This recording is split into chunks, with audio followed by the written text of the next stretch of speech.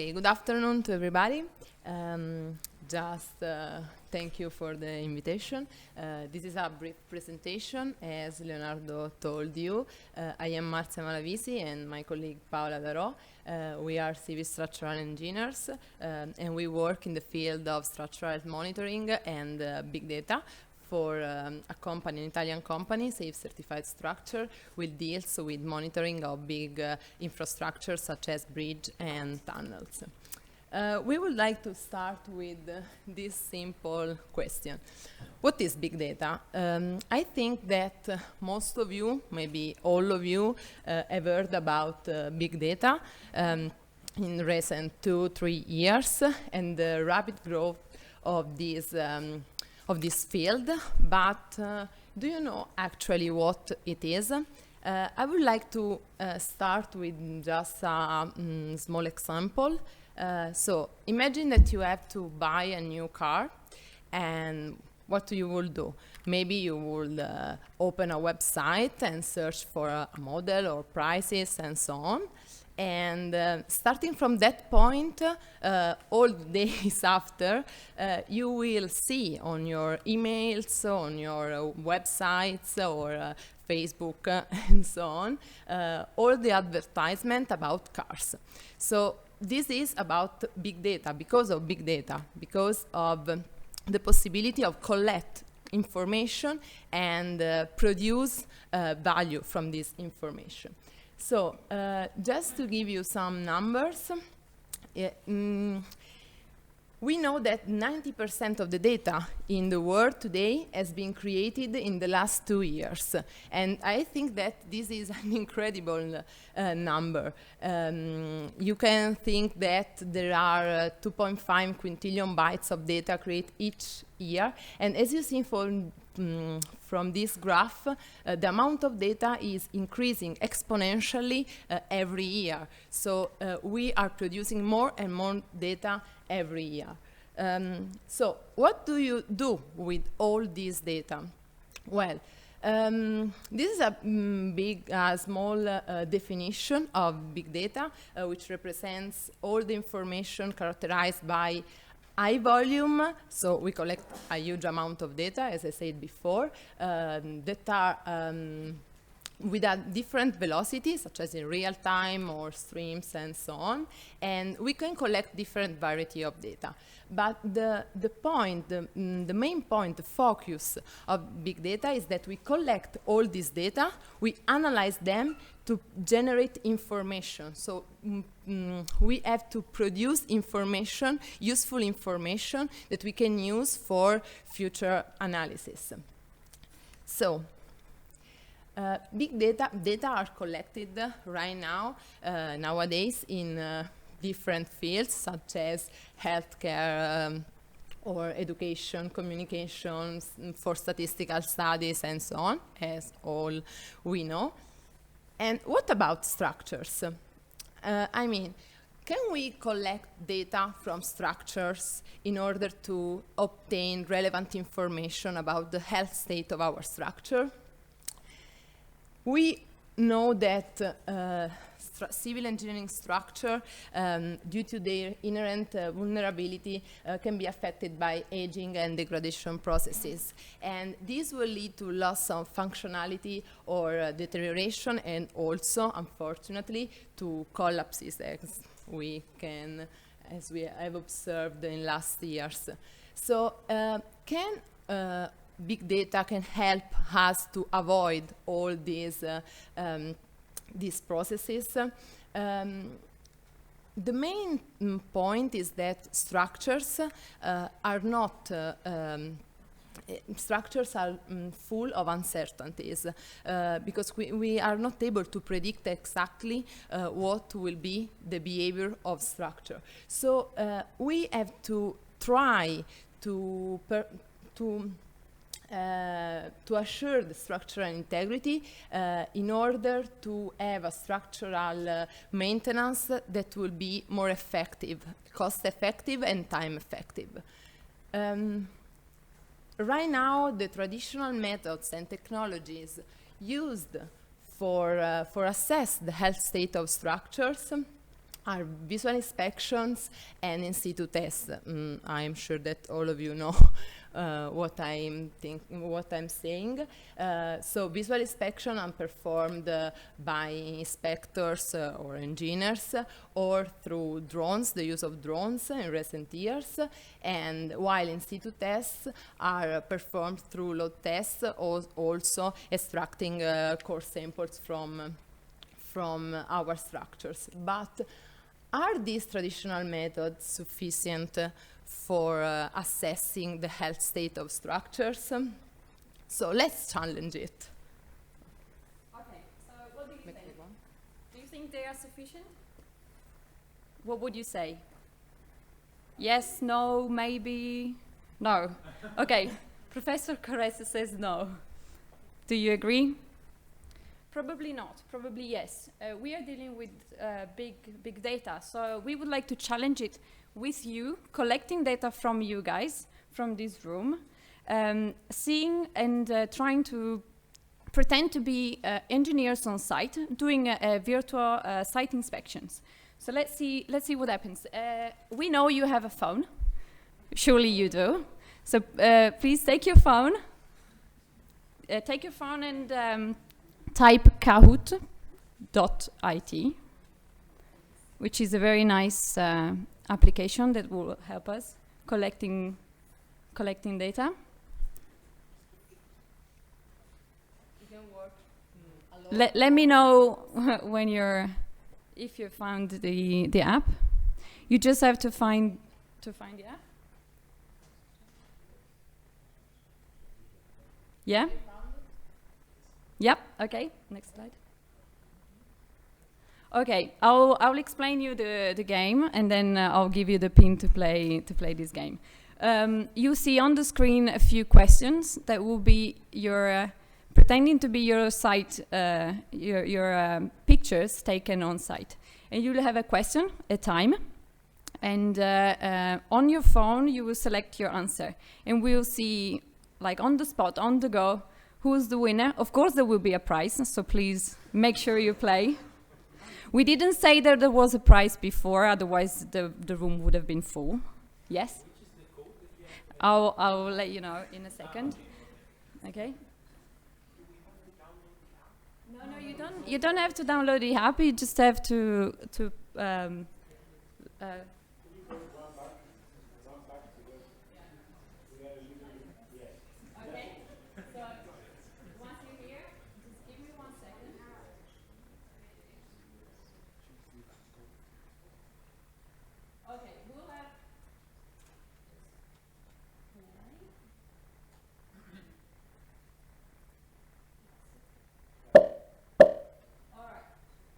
So we can have 73 players.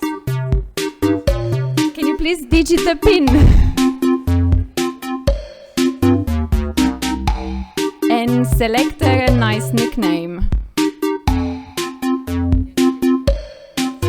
Okay, so... Sorry, it's a bit annoying. You have to answer the question, of course, correctly, and possibly very quickly, because you'll get some points depending on, of course, the correct answer and the timing. Okay, everyone logged in? 1 second.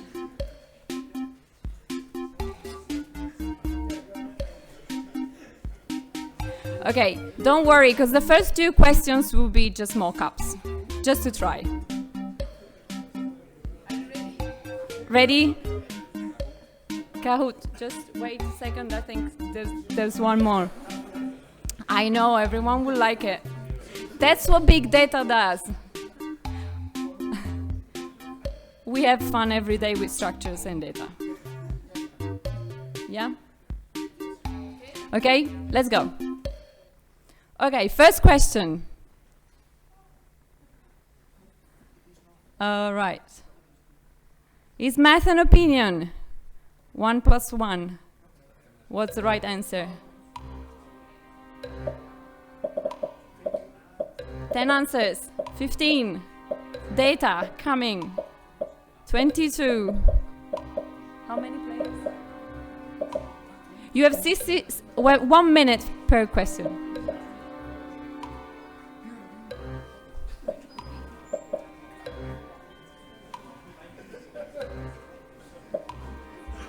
Okay, 33 seconds left. This is easy. Yeah. All right, good answers. Okay.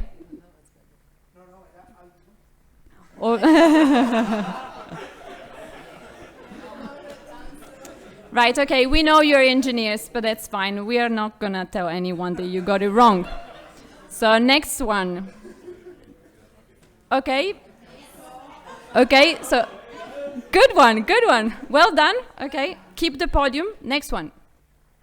True or false? Ready to win the engineering challenge? Remember, there's a prize. Quick. Go quick.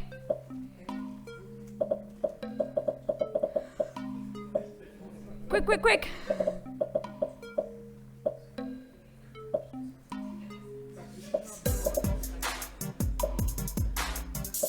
It's easy. This one is easy. The next one will be engineering. So please practice now. Okay? 43. Good. Well done. Okay. Okay, now we're gonna move. Okay. Oh, well done. Okay. Now it's gonna be tough. Get back to your engineering spirit. We're going to present you a few photos from site inspections. What we are going to challenge now is a paper, a study that we know that has been done by the Illinois University that's proved that the site inspection and visual inspection can be very sensitive to the experience of the engineers. Therefore, we would like to test with you that are experienced engineers if this is true or not, and how big data can help increasing the knowledge of the structure and reducing the uncertainty. So let's go. Okay, prestressed concrete beam, simply supported bridge. How would you rate the damage severity? So if you were on site, looking at this beam,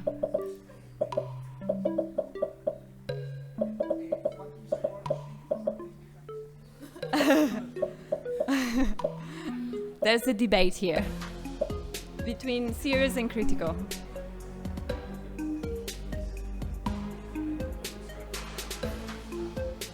What did you say? It depends on?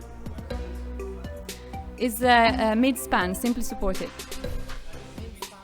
Mid-span, the bottom of the beam. What you see is a prestressed tendon, partially corroded. Okay, it's taking more time. Okay, so 22 said critical, 17 serious. So let's say that most of you consider this to be serious, luckily. Okay, good. But it is debatable if it's serious or not. And of course, it depends on the degree of corrosion, the degree of damage that is in the structure, the point of this damage. We didn't provide you too many information, of course, because we want to prove that the study is right. But this is what happens on site. You don't always have the right answer in your hands. You need more data. You need much more knowledge regarding the structure. And this is what you face when you just have a visual inspection of a structure. Let's try another one. Oh, still. Very good. Very good, top engineering. But Tena, Diego, well done anyway. Visual inspection of a reinforced concrete bridge. What type of damage do you see? Pouring defects, spalling due to corrosion, honeycombing, or delamination?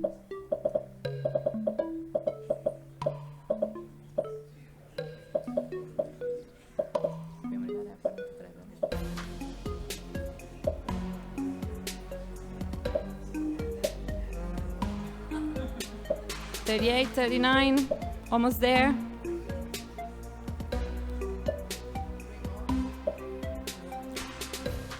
Okay, the last one, please.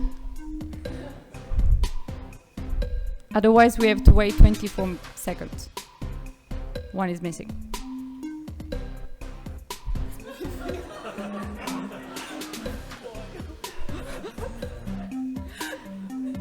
Okay, just please select one. Okay. Oh, sorry. Okay, probably no one. Okay, good. Okay, so this was quite an obvious defects, of course, quite easy to recognize, but it's not always easy to decide what's the next action in terms of maintenance action. And let's see if you all agree. Next question. Burning, Tina. Holly B, Javier, Ale. Good, the podium is there. Next one. So, what type of maintenance procedures should be put in place on the beam you've seen before? Therefore, you've recognized the type of damage. Now, of course, you have different types of interventions or strengthening works that you can do. Therefore, you can close the bridge immediately. So take the responsibility to tell your client to close the bridge. Otherwise, measure the depth of carbonation. Otherwise, sealing of cracks and assessment of residual safety. Or repeat the inspection in 6 months' time because you think it's not critical enough.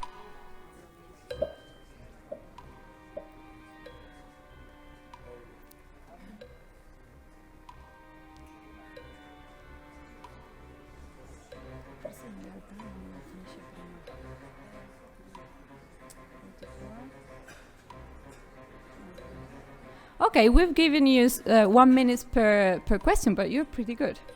So, just 8 seconds. 45? Okay. Good. You're very good engineers. However, of course, we've selected 50%. 50% of the people selected the correct answer. Although, what is a correct answer?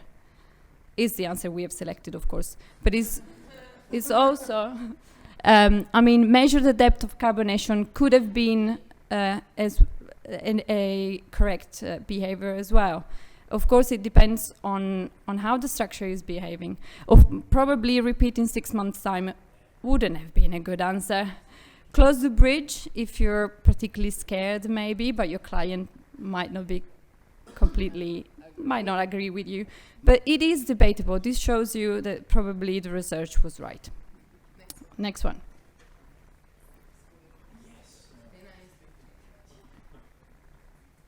Longitudinal cracks in a prestressed concrete slab bridge. Would you consider it severe? So in this case, you're inspecting. So you're watching a slab bridge, looking from underneath, and then you can get closer to the crack. Is less than a millimeter, and is longitudinal. This is a prestressed slab beam, prestressed slab bridge, actually.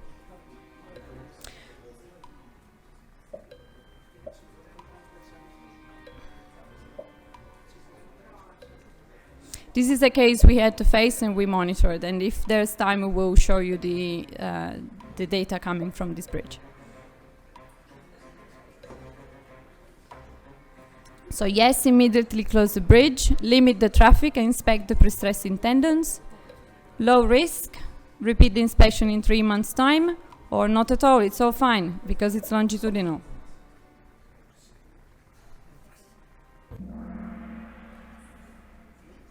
Good. Okay, but many of you said low risk. Some of you said no worries. Actually, in this case, well, let's see. Next slide. Arno! Where's Arno? He's been quick, surely. Okay. Okay, so Longitudinal cracks in a prestressed concrete slab bridge, the same as before. Would you consider it severe now? Now that you have opened the window and you're inspecting the tendon, you can see what is in the photo. I'm sorry if it's not particularly clear, but it's the pre-stressing tendon, which has been opened and inspected. And we saw signs of corrosions actually, and partially a few tendons of the bridge were completely found to be completely broken. Okay, I'm helping you now.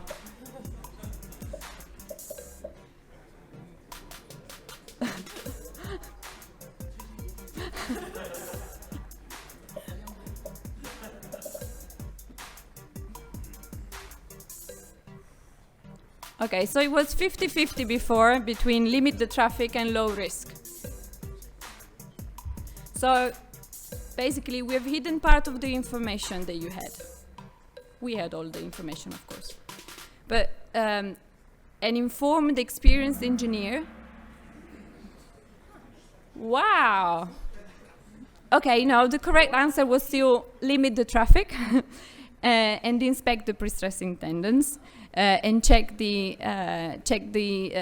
residual strength capacity, because of course a preliminary analysis was done on the go by the designers, by our office, telling them to limit the traffic, inspect the tendons, put sensors on the structure, and then do a load test to check the response of the structure before the strengthening works and after the strengthening works. So we had a very good case in this case. Next one.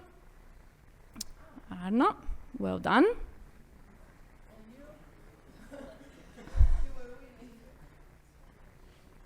Okay, deflection of a cantilevered slab after first load test. So you're just opening your structure. Any corrective measurement required?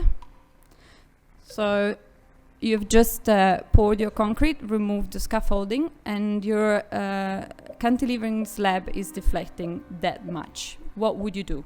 Yes, strengthening works are required. Monitor potential further movements.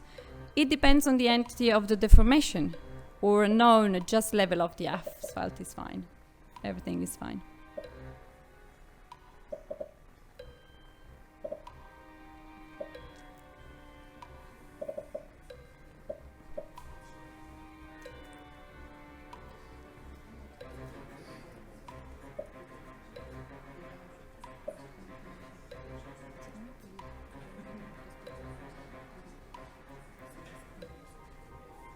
$41, almost there.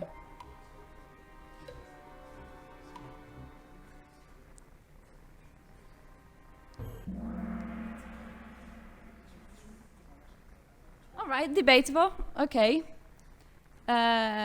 Actually, you are right. I mean, we had to put one answer that was correct. The strengthening works in this case were required because of the amount of deflection that was monitored. But in case, if you don't know the entity of the deformation, of course, monitoring is always a good answer. And it depends on the deformation is right as well. But unfortunately, the correct answer was the first. But luckily, no one said to do nothing. Tena, welcome to the podium. Okay, last one. Externally corroded bridge bearings. Would you worry? So you're on site, you're inspecting the bearings of a bridge, and you see corrosion on the external of the steel plate.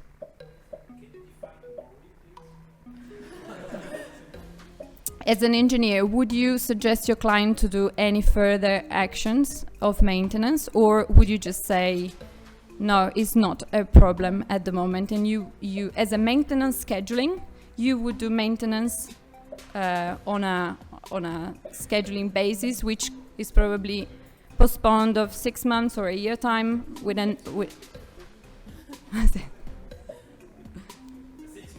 6 months.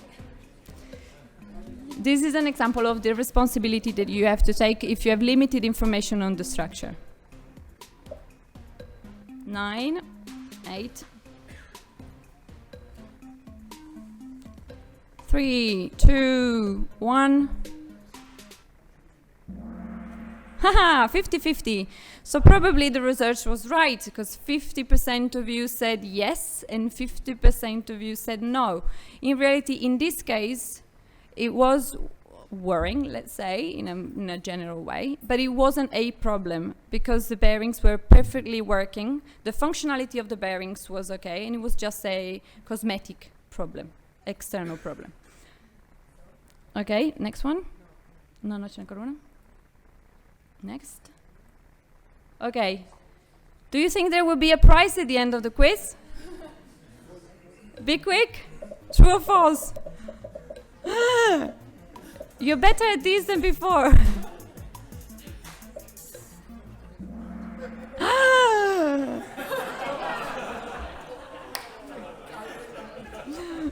What do you mean? Of course there's no prize. We're engineers. Okay. But thanks for the participation. Podium to Ale. Where's Ale? Stand up. Congratulations. But Serbia and Tena as well. Okay, there will be another game at the end of our presentation, so make sure you win the next one. There will be a prize at that point. Okay, so how big data can help engineering assessing the structural health of structures? We've been playing a little bit, but this was to show you that in real life, you don't have all the information in your hands, not always, and you need further information. There could be site inspections, more site inspections, other load tests, or monitoring, and continuous monitoring is what we are dealing with. Structural health monitoring uses big data to detect structural deficiencies in an automatic way, wherever possible, of course. So we install sensors, different type of sensors, to collect data and analyze the data in order to process the data and convert what we call the raw data into a data that contains information. Because as you may expect, a sensor that is installed underneath a bridge, which is exposed to humidity, temperature, and all wind and other external entities and actions, is subject to errors and influences that are not the behavior of your structure. So you need to clean what is the data cleaning your data from these influences to take only the right influence and the right behavior that you want. And you need to do it in order to have a health diagnosis of your structure and to find the damage detection, of course. Dealing with multiple variables, that's where big data comes from. You have multiple variables that you cannot deal with just with simple calculations. We have just a quick video to show you why use big data in structural engineering and what is monitoring.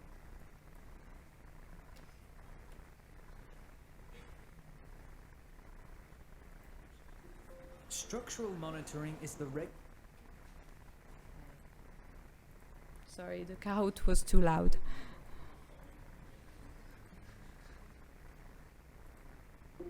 Structural monitoring is the regular observation of a structure over a period of time in order to better understand its behavior.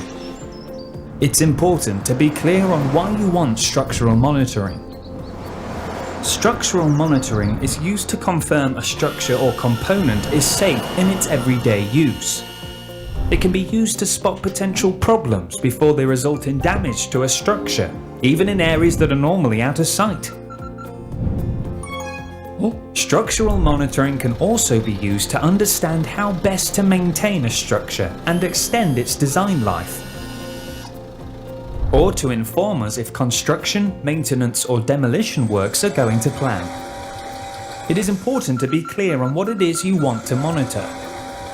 You may be interested in monitoring displacement, subsidence or tilt. You may be interested in monitoring vibration, stress or strain. Or you may be interested in measuring load. Experienced monitoring engineers can help you decide on the most suitable instruments to monitor your structure and design a system that gives you easy access to your monitoring data in a format that best suits you. Okay, so this video gave you a little overview of what we normally do. When we deal with SHM and monitoring, we start from the structure. Normally we deal with existing structures because it's quite rare to install a monitoring system on a new structure, but hopefully that will come in years' time. So dealing with existing structure, we understand how the structure works, so going on site. We select the system, the monitoring system configuration that best suits the structure. We collect data in our cloud, which is an IBM cloud system, and we perform algorithms in order to do the structure analysis and set the thresholds for a specific structure. So going through this flow, which is our flow of analysis for each project, is like we feel like doctors. So if there is a good parallelism between what we do and what a doctor does. So if a patient comes to you and tells you, I have this problem and I need to go further, what would you do? You would start analyzing the patient or asking questions, taking some data from your patient, and selecting the right tests to do.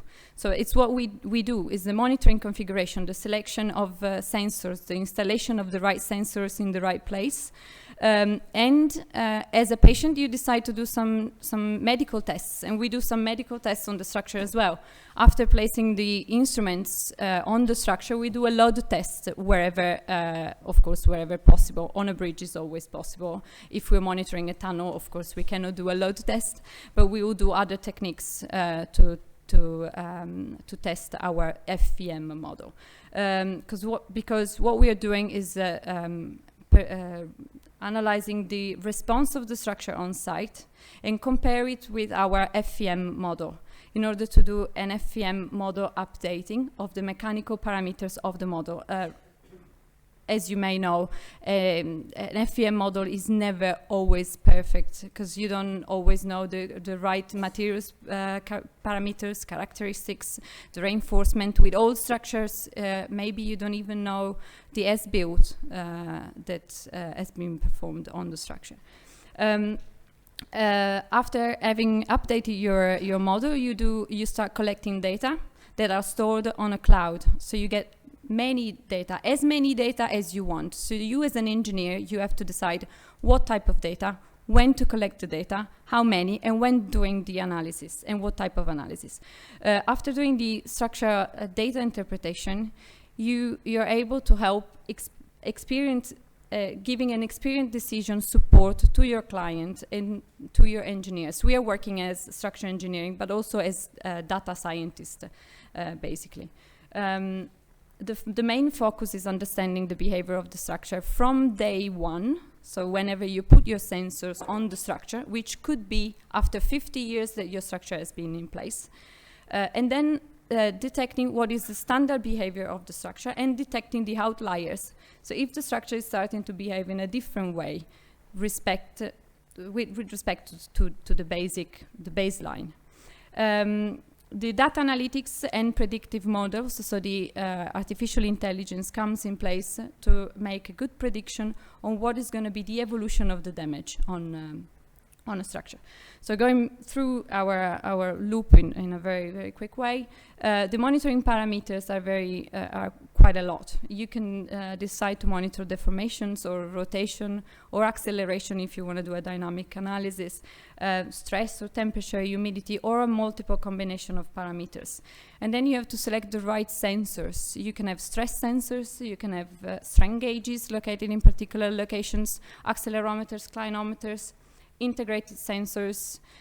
The key point is choosing the key parameters and the key instruments in the right positions. Otherwise, you'll be overwhelmed with data that have no value.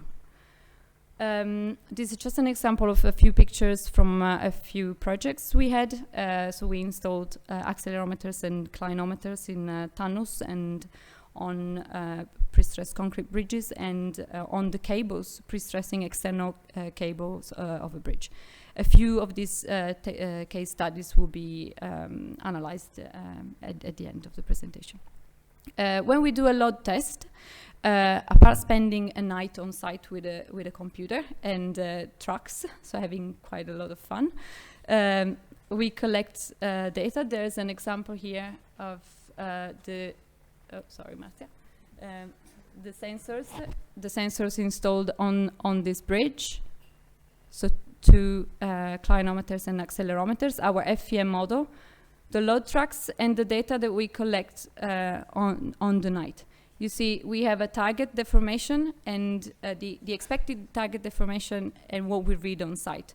And the next section is calibrating the model to respect what we have seen, if there are damages on site. After, of course, having cleaned the data from the errors. So that's another example. The target was the black line. The blue lines were all the data collected. We had quite a good response in this case. It's not always the case, but a good response. In case your structure is behaving in a very different way from your initial model, which could be a simplified FEM model, you need to do a what we call a model updating procedure. We use algorithms, various type of algorithms, in order to optimize the key parameters of the model. In order to fit the results, in this part of the work is one of the most difficult parts because you need to spot the damages that are already present on the structure and model these damages on your structure with nonlinear analysis, plastic hinges wherever it's needed, or changing the parameters. It's very interesting from an engineering point of view, of course. The artificial intelligence comes into place to help you using the right algorithms that can help you getting to your results very quickly. This is an example of an optimization we've done, is the key plan of a bridge. We've spotted that a few beams, external beams, were stiffer than what we expected, and a few locations instead, the concrete, this was reinforced concrete, not prestressed, was fully cracked. So we had a good understanding of the key points, the key spans that had to be monitored closely. Okay, Marzia, ancora me. Oh, sorry, it's still my turn. Once you've had your model updated with your correct parameters and behavior, what you require to do is to find the thresholds, so the threshold limits for your parameters. If it's in terms of natural frequency of the structure, rotation, deflections, that's what you're gonna check automatically on your structure. Of course, hoping not to have false alarms. If you like the mathematical behind it, in terms of computational analysis or organization of a cloud, every sensor installed on a structure is called an end node. From this end node, all the information are collected by a gateway, which is placed near the structure, all the sensors, and there could be a pre-process of the data directly on the sensor or on the gateway. To select the flow of data and maybe reduce the amount of data that you send to the cloud, where you can do more refined analysis, and that's where we do all the analysis with the IBM Watson Studio. Okay, following our path, we are in the data analytics. Data analytics is the process of analyze raw data coming from sensors installed on our structure in order to obtain information, in order to obtain value.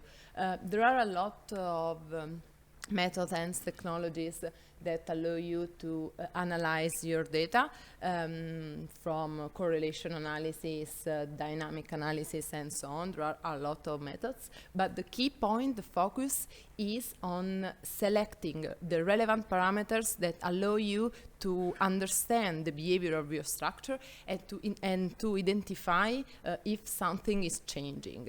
So you have to reduce all the amount of data into some reduced number of parameters in order to understand whether or not your structure is changing its behavior. What is the focus? I mean, what is the goal of all these analysis? Is to schedule a maintenance different from what is done today. Because in this way, if you monitor your structure and you have real-time information about the behavior of your structure, you can perform no scheduled maintenance, but you can do something just when it's needed and not every 6 months or whenever. So you can save money and time, of course. For damage detection, what you have to do is identify, as I said before, the key parameters. You can see this problem by 2 different points of view. The first one is about the physical parameters. So you are looking for physical changes in your structure. For example, you can look at static parameters, which are displacements, settlements, or rotation, curvature of your structure, which identify possible damage, or dynamic parameters, of course, so frequencies shift or mode shape changes, and these are more familiar with engineering, civil engineering field. But moreover, you can use also artificial intelligence that actually help us engineers to understand what is the behavior of your structure in a blind way. So all these techniques are blind. They don't know what are data, what type of data are analyzed, but just are able to identify a path and recognize if this path, this trend is changing in time. So from that point, you can start producing some predictive model. So if you are able to identify what is the typical behavior of your structure, you can predict the future behavior of your structure and check if the structure is behaving in the way predicted or not. And so you can recognize if some damage or something is occurring in your structure. So what does it really means? I mean, all these things are, of course, I think, understanding by you, but what does it really mean in practice?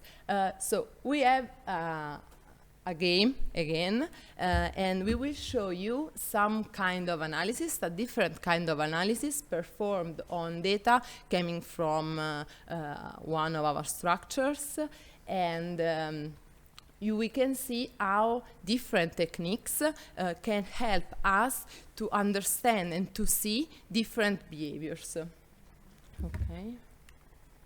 Okay, so you know how it works.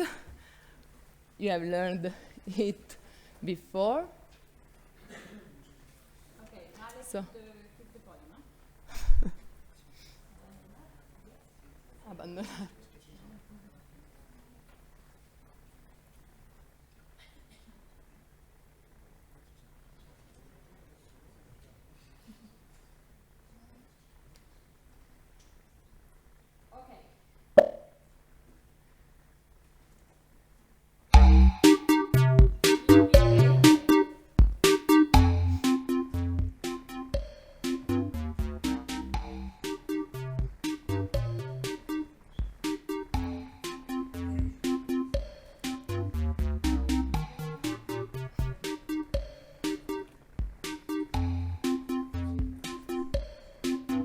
Are you ready? No. No one.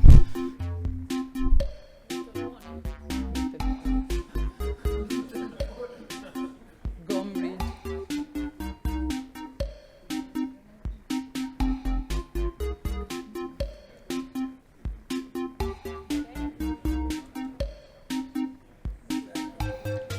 Okay, everyone in here? No?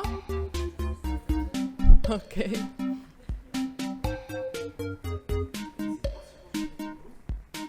Yeah, of course, but with just one phone.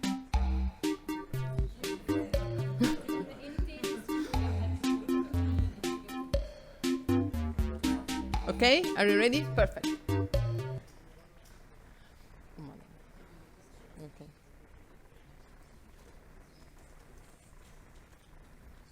Okay, so now you will see a rotation versus time graph. These are readings from sensors installed on a tunnel, and the answer, the question is, can you spot trends and outliers in these curves? There is a single well-defined trend. I can distinguish two groups, 4 groups, or I'm not sure.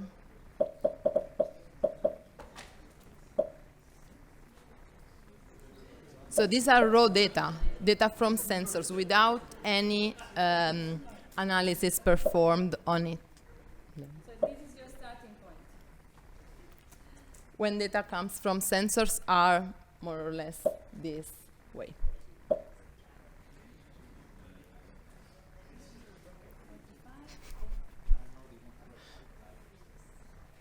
Okay, let's see. Okay. Well, it's interesting because maybe, yeah, you were sure. So maybe yes, could seem that a well-defined trend is present, but maybe we don't know. We are not sure actually. We were not sure, but you were sure. You're probably more experienced. So. Okay, so same data as before, but this is a first analysis performed on this data. In this graph you can see sensors, so the yellow represents a high correlation between data, and blue represents a low correlation between data. So all the points that are blue means that these data are not correlated, and all these yellow points represent the data are well correlated, high correlated with each other. So what do you think? Can you spot trend and outliers? The answers are same as before, of course, but we are seeing our data in a different way. We have analyzed our data, and this is a different way of seeing same data, same set of data. Okay. I think everybody has answered. No? 45? Okay. Okay. Okay. There is always... Aspetta che ti prendo la lista. Okay. So 16 are able to identify a well-defined trend, but there are a lot of people that are confused, are not sure. So let's go. Yeah, we were confused as well. There was more information with the second type of analysis. So moving from the raw data and using another type of algorithm, we could spot in the same data set more information. So that's what it means selecting the right algorithm. You can spot different behaviors using different algorithms, or you might not be able to see any change in your data based on your experience. Okay, let's try another type of analysis, try to analyze deeper our data. So let's go ahead. Ui. Who is Ui? Congratulations. And Little Pony as well, well done. Who is Little Pony? Who's Little Pony? Okay, same data, same set of data, and different kind of analysis performed of this data. This time, this is a cluster analysis in which all the green points represent sensors. So each of these points is one sensor, And these lines represent the correlation between data. So if two sensors are connected with a line, it means that these sensors, data coming from these sensors, are high correlated. So there is a correlation between them. So what do you think? You can spot trends and outliers, as before. You have to think out of the box. You're not engineers anymore, you're data scientists. Yeah, you are data analyst.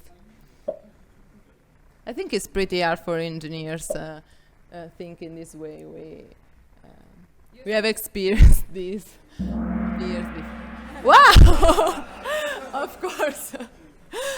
Okay. This is something like human learning, no? Human learning. Cluster analysis doesn't help. No, doesn't help. Okay, so last question.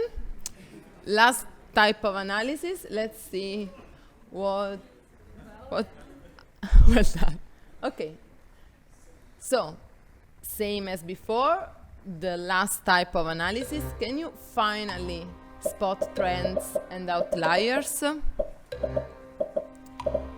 So yes, we can see a well-defined trend. We are always confused, or we can distinguish two groups of data or four groups of data. What do you think? It's easy.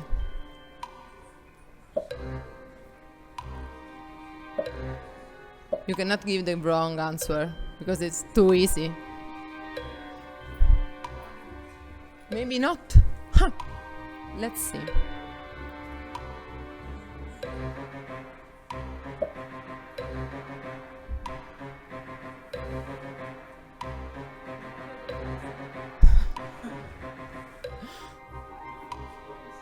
No.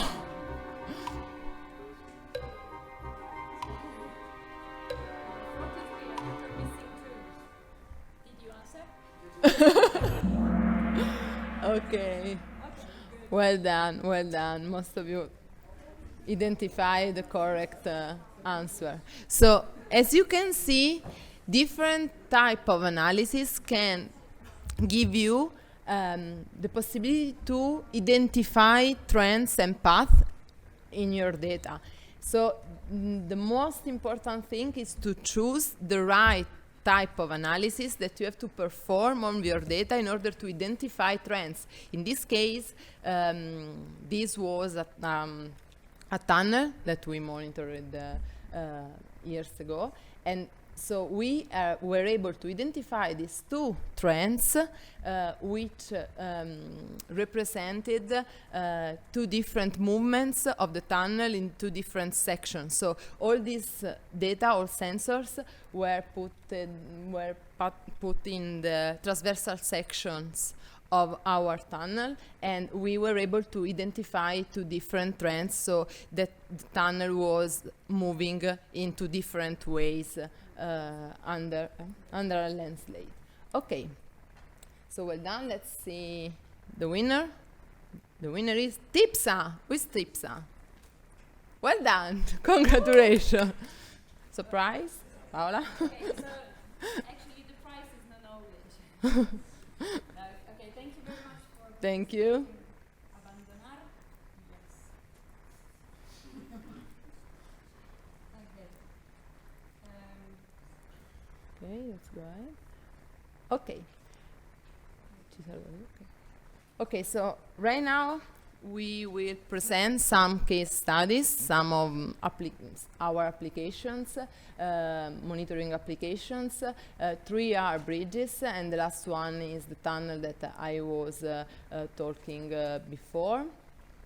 So we will see how these structures were monitored and what were the main results of our monitoring system. So this is the first case study. This is a prestressed concrete bridge, and we put sensors on the prestressed tendons because these tendons had some corrosion problems. So the owners of the structure decide to put a monitoring system in order to identify if some tendon will show problems. So here you can see some picture. These are the tendons inside the bridge that are external tendons, and these are sensors installed on the on tendons. So 2 sensors have been installed near the tendon ends where the corrosion was higher. We put accelerometers on these tendons. So here you can see the acceleration data coming from sensors in the 3 different directions, because they are 3 accelerometers. So we measure acceleration data in the 3 different directions, with a sampling frequency of 100 Hertz, and we have 2 years monitoring. So we have some experience with this bridge. Of course, this data, this raw data, give us low information. I mean, if you look at this data in this way, you are not able to see the structural behavior. So we transform this data from time into frequency domain in order to be able to obtain frequencies and mode shape. In this case, are cables, so mode shape are not required, but frequencies. This is how our monitoring system works.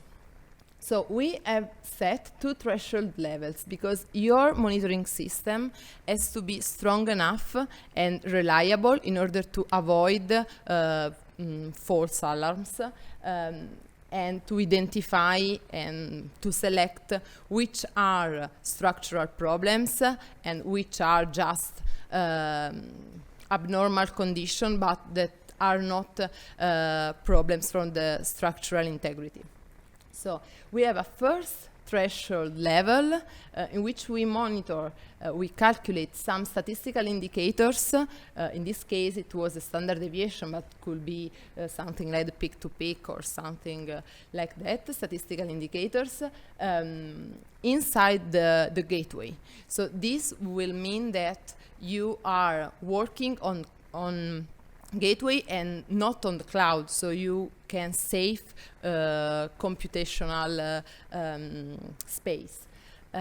Then we have a second level threshold, which is referred to physical indicators, and in this case we are looking from frequency shifts, because we know that if cables, if tendons have problems, the frequency of this cable will be reduced.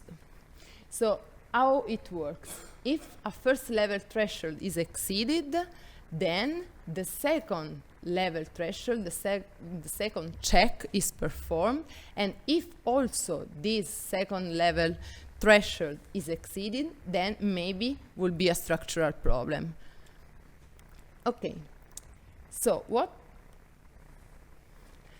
In November 2017, there were a first level threshold was exceeded by all sensors installed on the bridge.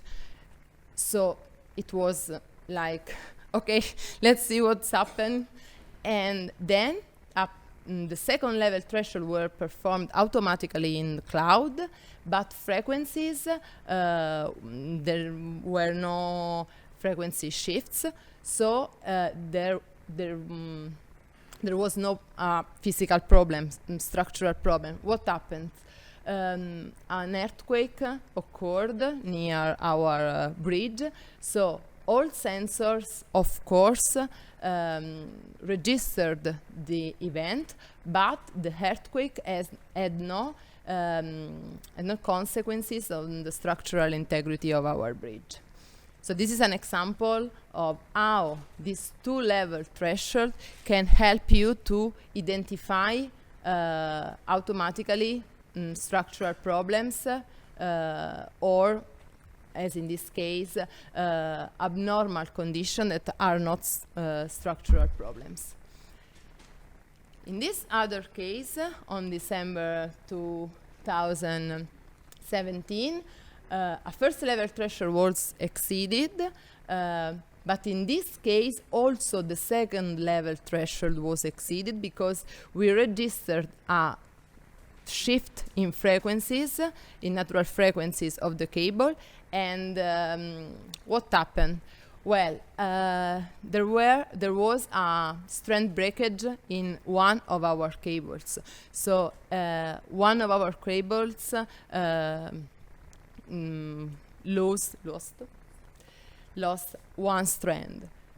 So here you can see, here you can see the breakage here, and this is a video because we of course send inspections on the bridge, and the cable was completely under tension. So here you can see the cable. So in this case, our monitoring system was able to identify a structural problem, and in fact the inspections confirmed this problem. Okay. Okay, Paola?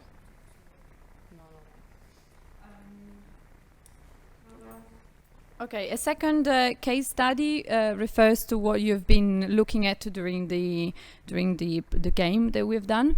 This is a highway concrete bridge, which has 3 spans. Is a prestressed slab bridge, and what happened in this case? In this case, we didn't have a monitoring system installed on the structure.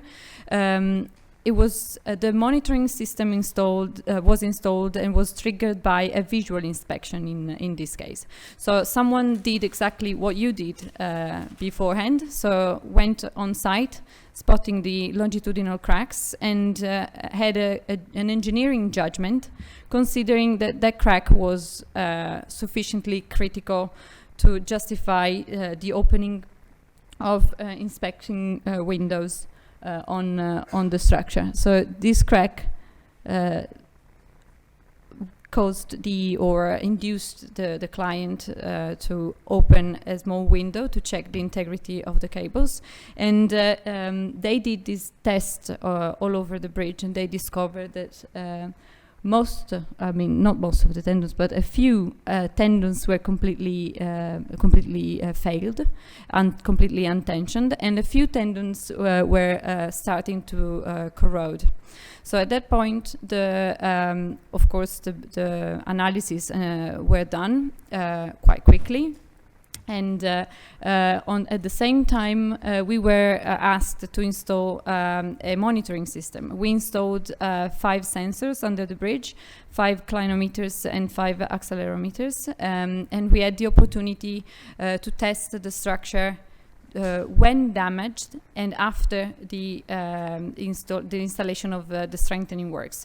So during this period, we could do a load test, of course, a reduced load test, because as you've correctly selected during the test, the traffic was reduced only to one lane on the bridge, and during the night we did the load test, understanding how the structure was behaving with the damage, and then afterwards. And this was the reinforcement, the strengthening works that were designed, so additional external tendons underneath the slab bridge.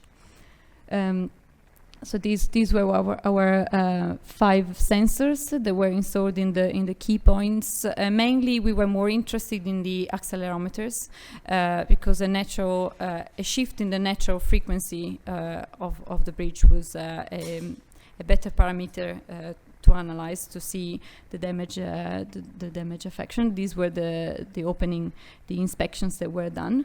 We've done a load test on the damaged structure.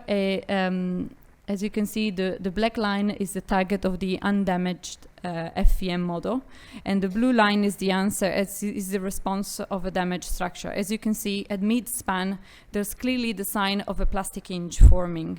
So there is a rotation, a plastic rotation at mid-span, where you don't expect to have any rotation at all. So this was a clear sign that actually the tendons were completely not tensioned, and that a strengthening was required.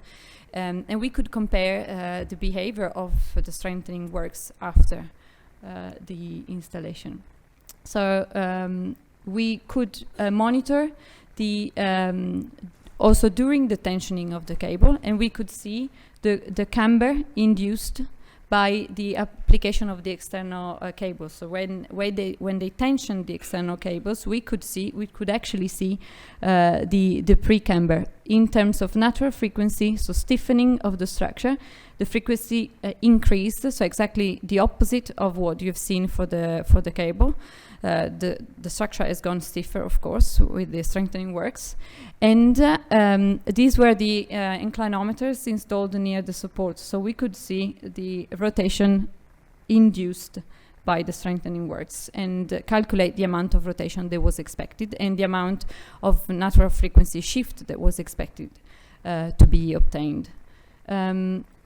This is a more refined operational model analysis that Marzia can explain in more details, but in simple terms, it means that you can do an analysis on the vibration of the structure in two different ways. On a structure that is subject to an action, an external action, which could be your traffic, or otherwise the analysis of a signal which is under what is called the white noise. So a random signals. By analyzing a random signals, you can easily understand the natural frequency response of your structure, and not the response or the frequency of your impulse of your external action, of course. So this graph is the stabilization, the algorithms that finds the frequencies, and whenever you find a line that is stable, so goes all through your graph, it means there is a stable frequency, because of course it's not always easy to find the natural frequency of a structure coming from the data. If it's a cable, it's like the string of a guitar, it is quite easy to find the natural frequency. You can calculate it by hand. If you have a very complex hyperstatic bridge with damages, you might not be, it might not be so easy to find the natural frequency either in an FEM model or in the data. Yeah. We too are a bit lost. Okay, yeah. Do you ever just let me know when? Yes. Yes, of course. With the analysis. This is something different than transforming the data in the frequency domain. Yeah, it's different because if you transform your data in the frequency domain, for example, back from an FRF or ESD or I don't know, some simple algorithms, natural frequency maybe will be not so easy to recognize because of noise that is inside your signal, because of all the environmental effects that are inside your data. So it will be not so easy to reconstruct your frequency. So there are a lot of techniques that have been developed over last 10 years that goes under the name of operational model analysis that allow you to transform your data, to identify frequencies of your data, just trying to identify which is the harmonic that are in your data. So the main idea I will explain if you want later, but it's not so easy. These algorithms are pretty complicated, but they allow you to identify more precisely the frequencies of your bridge or structure in general.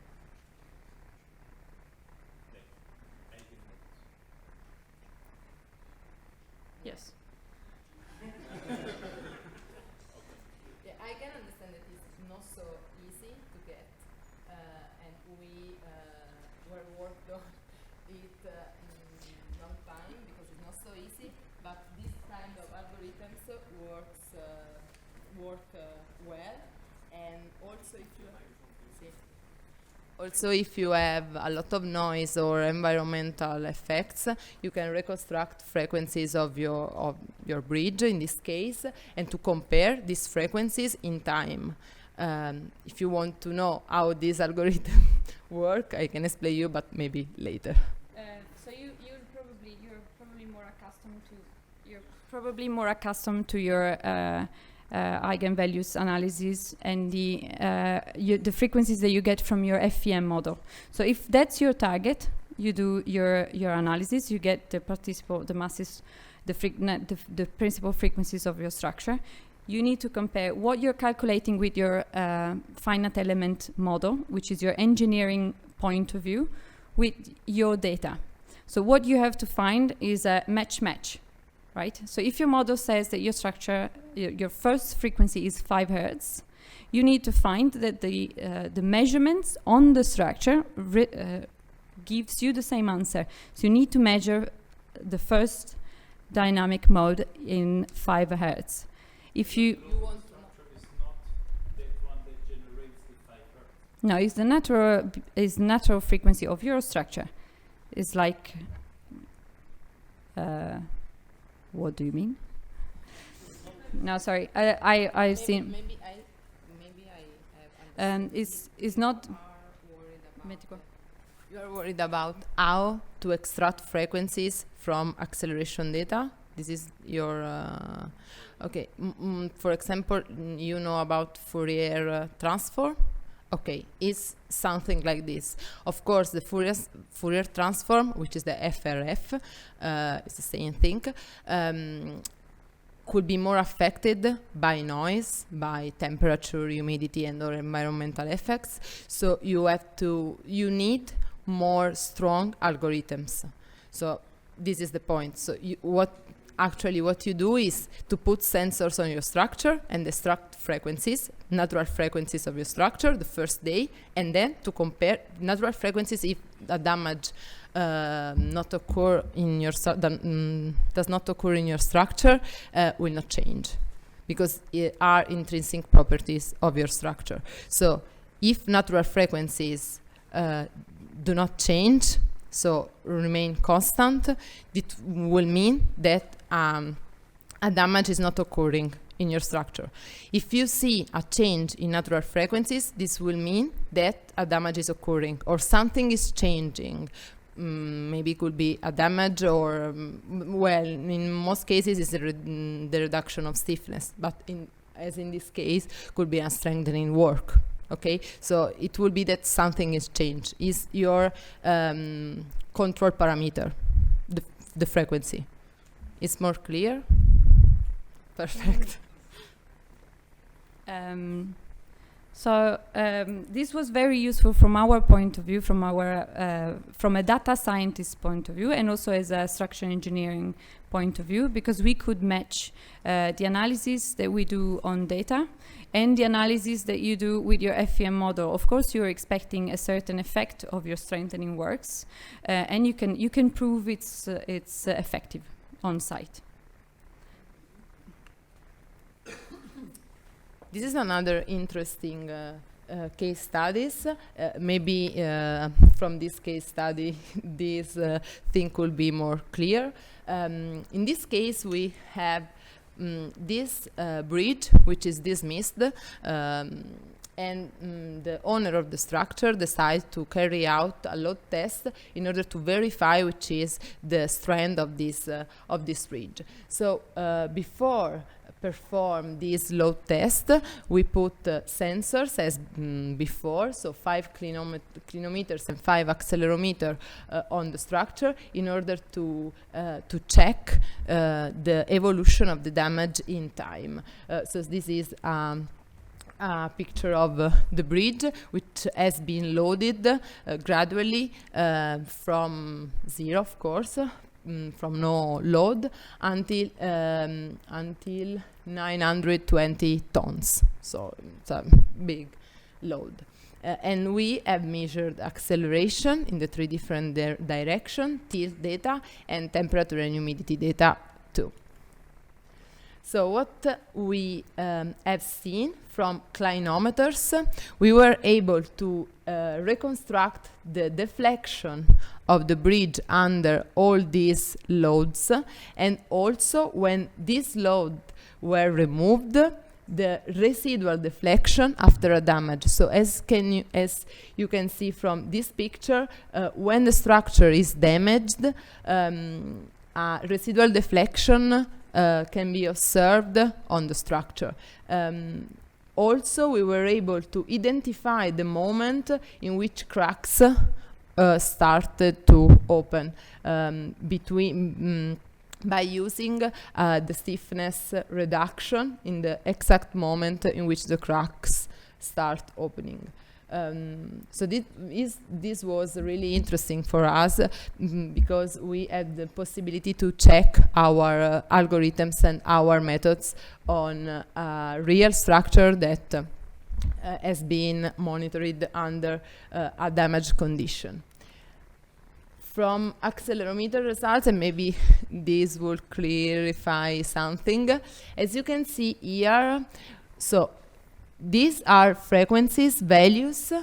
This is the natural frequency, the value of one of the natural frequencies before the damage.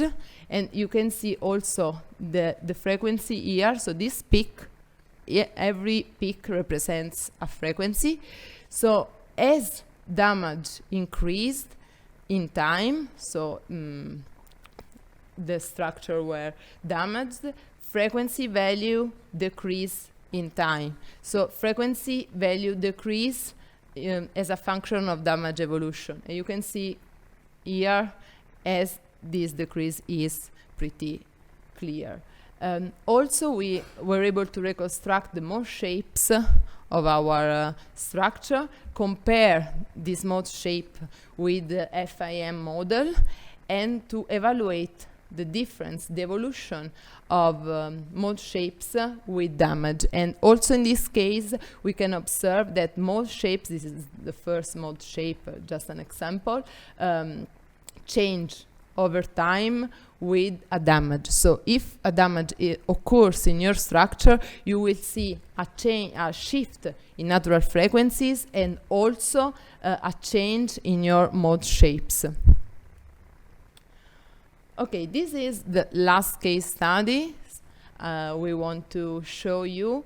And this is a tunnel, the tunnel I was talking about before. This tunnel has some problem because a landslide is insisting on this tunnel. So we put clinometers on transversal section of this tunnel, of course just in the upper part because is the only accessible part of the tunnel. And this is the configuration of our sensors. And these are the analysis we showed you before. So we perform this kind of cluster analysis, which is a blind analysis. So we put all our data together and we tried to identify trends and groups in order to identify also if an homogeneous of this homogeneous behavior could be identified. So in this case, we observed that the tunnel in for the first 6 months, maybe 1 year, has had an homogeneous behavior. So all the tunnel is moving together. But in time, so go through month, we had the possibility to observe that this behavior that in the starting phase was homogeneous started to be dishomogeneous. So the transversal sections of our tunnel started to behave in a different way from each other. This means that the landslide insisting on our tunnel is affecting more some sections of the tunnel with respect to the other. And you can see here that we analyze in these graphs, you can see these are the transversal sections of our tunnel, and these are sensors. So there is an area of the tunnel that is more affected by the landslide. And we were able, through this analysis, to identify which is the area which is more affected by the landslide, and so the most critical area of our tunnel. So, in conclusion, Paola, do you want to conclude? Okay. In conclusion, okay. In conclusion, what we have seen today is that big data and artificial intelligence are increasingly used for civil structural engineering problems which can help to identify structural behavior of bridge, tunnels, and so on.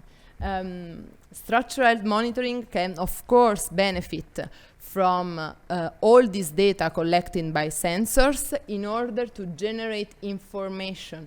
So we need sensors on our structures, of course, but only if we are able to extract information and values from this data. Then we need the integration of different fields, because we need, of course, the human inspections, analytics, so data analytics, IoT, and also the engineers' competencies in order to identify and to do a right diagnosis. And finally, SHM and all the data analytics that is behind it can help and support owners or engineers too for safe operation and for maintenance, cost and time-effective maintenance. An important thing is that the key point is that all these analysis and all these things are made by combine the data analytics, of course, with the engineering judgment. So the engineers is always a key point in this process.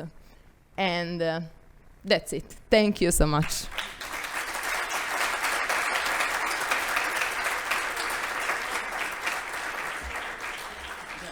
We have time for questions. So. Okay, if you have any questions, of course, we are here to answer you.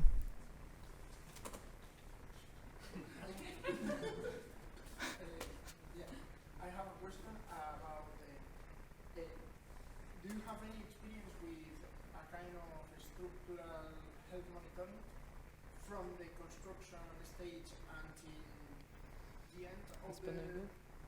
I mean, I think it's difficult, but I think that the future is going to implement it when the work is finished and then leave it until the end. Yeah. I mean, you understand? Yeah, we understand. Because my English is really bad, Yeah. sorry. No. That's very good. Okay, Allora. Because my question is that the experiences Yes, that we have seen, I think it's they are clear like now. as a remedial solution when Yeah. you have Yeah. a problem. But my ask Well, it's not a remedial solution. I mean, yes, it's true, but the majority of structures that we have right now are real structure and old structures, maybe constructed in 15s or something like that. So monitoring system, well, we have shown some particular cases, but we are monitoring a lot of structures that are in a good state, but of course, this could help you for the maintenance. Regarding new structures, yes, you're right. We are, right now, we are not monitoring structures from the start of their life, but we are starting this activity because we are starting also using some stress sensors that are put inside the concrete in order to extract information from the inside. Of course, this activity could be done for new structures, also for existing structures, but it will work better for new structure because you can also post-install sensors in existing structures, but it will be better to put them when the structure is under construction.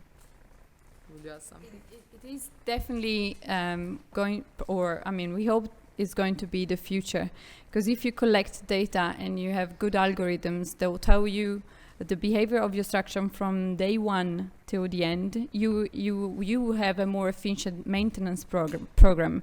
And you wouldn't need to call someone to monitor a structure when the damage is already there. You might be able to spot a change in behavior earlier and schedule a more efficient maintenance program. Definitely. The sensitivity of clients is starting now to focus more on these aspects. Sorry, I have another question. In response to Symp also, let's imagine you're building your structure today and you're starting your monitoring today.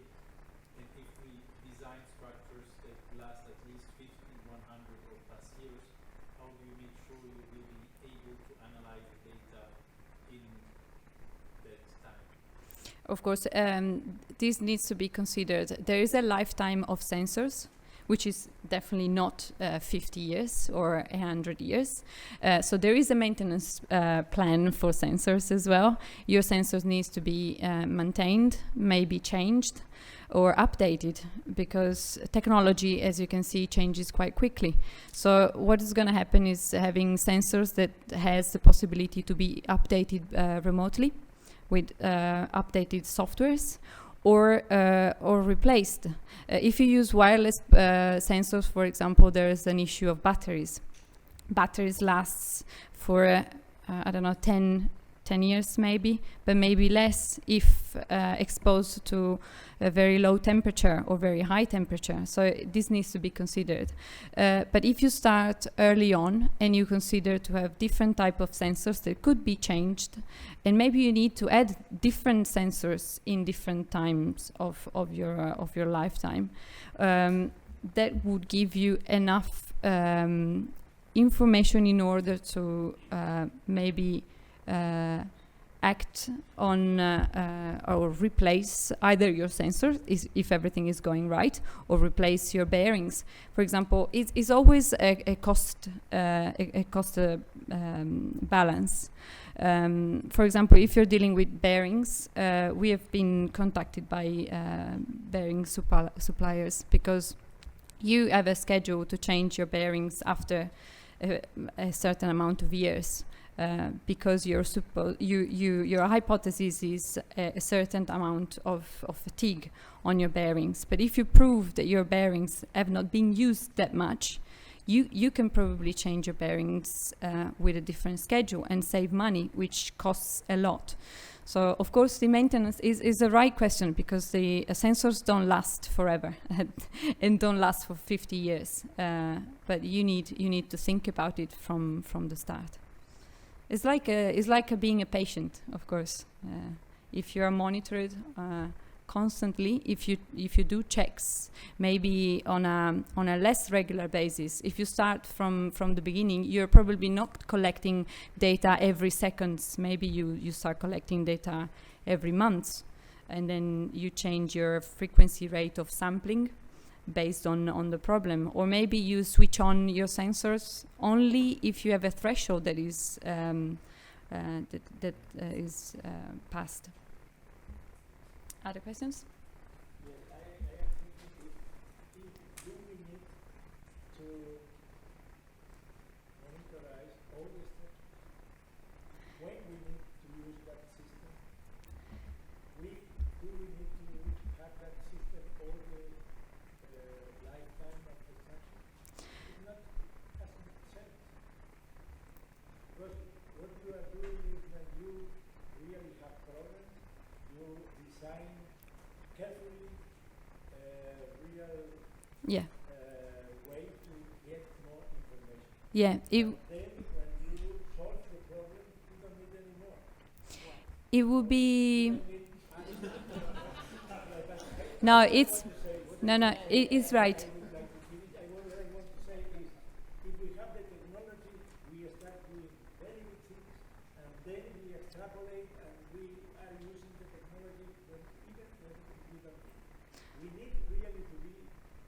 focused. No, of course, it would be, but I guess... No, it would be different. It would be a different type of monitoring, of course. It would probably be a lighter monitoring, or maybe you can decide to monitor just a few key structures that are key structures for, I don't know, a particular highway, so the closing or the damage of a key structure could affect traffic, or I guess it depends on the type and the rate of monitoring that you want. You could use monitoring in key structures also to inform your design, for example. If you decide to monitor your structure and your assumptions were of, I don't know, the usage of a certain amount of reinforcement, or the certain amount of bending moment or axial load that you thought it was in a specific element, and you discovered that maybe it's less.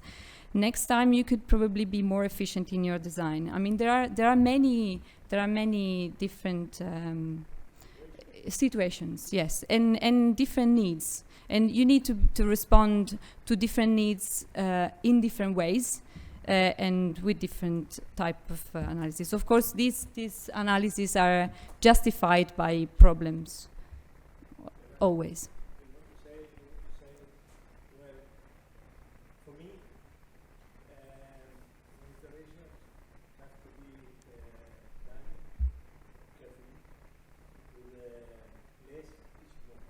Of course, yeah. If you have less, you have very good design where you have the sensor is much more useful than to have a lot of information, which is very difficult to process. analyze, and in many cases you don't analyze.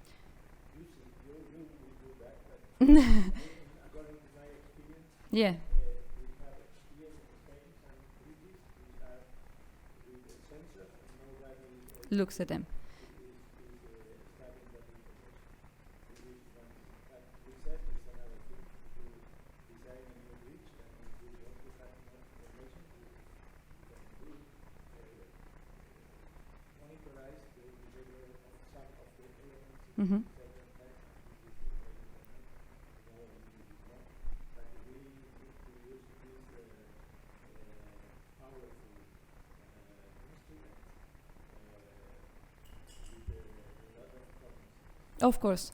As we are the first one to say that if you get a lot of data, if you use big data and you leave your data on a computer and never analyze them, of course, there will be no value and no information. So the key point, of course, is extracting information and trying to find a good way to help you help the engineering judgment, which is the key point. This is just a useful tool to understand how it works. And of course, the next step after the monitor, the need of the monitoring system in all these cases was because there was a problem. So this was a very useful, monitoring is a useful tool to solve what is an engineering issue. So it's not just analyzing data for the need of analyzing big data. So of course that's the key. Yeah. One challenge that often comes up with monitoring systems is you collect some data, you see that something's changed, you spot that it's been changed, but then working out whether that is because something's changed in the structure, which is being set, or whether the loading's changed, it's often very difficult to measure that, or whether there's something's gone wrong with the system, the sensors are drifting over time. Have you got any thoughts about how you can distinguish between those? That's the daily basis. Yeah, that's well, we have touched upon a problem that is our problem as engineers working with data, because what we are required to do is not being particularly good at being data scientists. I mean, yes, but just to spot and understand if it is a sensor that is detaching. So the change is because your sensor, for some reasons, has detached from your structure. Or if the temperature that has increased, for example, or the change from winter to summertime there is a change in the behavior of the structure and the change of the behavior of the box that contains the sensor and the sensor itself. So all the data analytics that we put in place is to try to understand what is this anomaly. For us, these are all anomalies. So the sensor that detaches, or the temperature influence, we have to remove the temperature influence as much as we can from the data. What we have to do is, when a threshold is reached, I mean, the human comes back in. You can put as many automatic checks that you want and that you're particularly good at writing, but they are all algorithms that can fail, and you still need. I mean, this is just an alarm that tells you, okay, now you have to look at the data. Now you have to clearly identify and make sense. So if you have a beam and just one sensor is giving you a wrong answer, that's probably just a problem of that sensor. What you have to do is starting doing local models, or that triggers a site inspection. So you probably ask your client to send someone to do an inspection and check if your data were right or wrong. Just recently, we had an example 2 days ago that an accelerometers gave us, a group of accelerometers. We have grouped the sensors into significant groups. So if all these sensors give us an alarm, it means that it is a physical behavior. If just one sensor here, one there, and one there gives an alarm, it's probably non-physical. So we are looking for physical behaviors. You have your model, your FEM model of your bridge, so you can do scenarios of damages. Of course, you cannot model all the damages that exist on the structure, but you have plausible cases. And you know that there's a plastic hinge that forms at mid-span, then all your clinometers will start increasing the deformation. But it needs to be a deformation that is that needs to increase in a physical way. If your sensors start giving measurements that have nonsense, then I mean, as an engineer, you're like, this is a relief. It's probably not an issue. But that's where the engineering judgment comes in. Analytics can help you, but the algorithms are written by people. So Analytics cannot replace engineering judge. So of course, it's true. There are a lot of influences in your data. There are a lot of influences in your data, so you can measure, of course, temperature, as you said, or wherever. But then you have to look at your data, and there are influences that can be easily recognized. For example, temperature is easily recognized, and you can remove temperature influence. There are all the other influences that are not so easy to identify. So there is the engineer that look at data and judge the situation. Okay.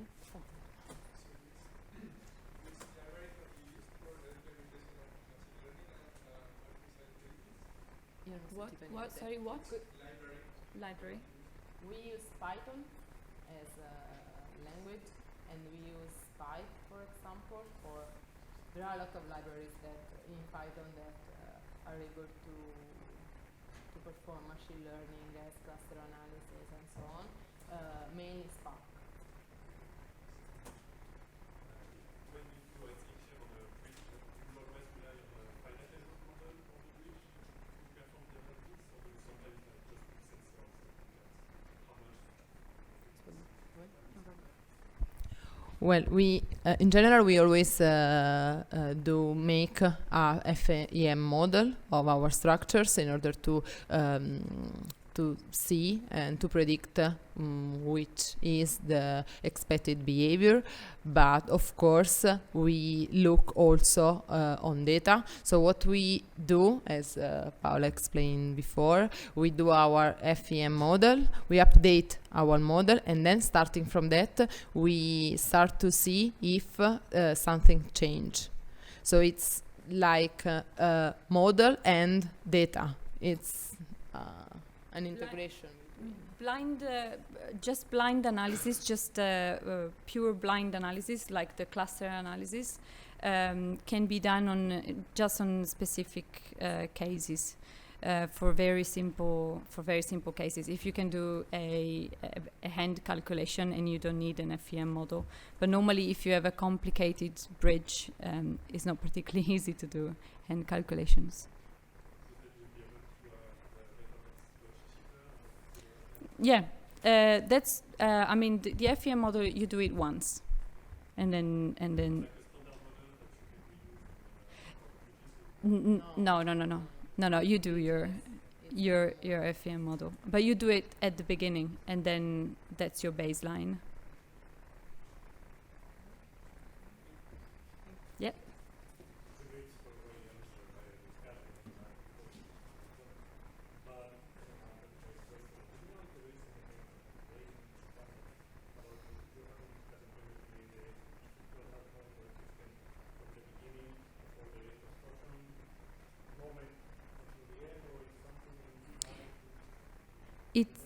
It's under development now. So there's a smart road law at the moment that implies to use the sensors on road and infrastructures. But it's something that is under analysis, and there are quite a few European Horizon 2020 calls to implement regulations, because monitoring is there's not a clear, unique regulation, European regulation at the moment. That type. Thank you.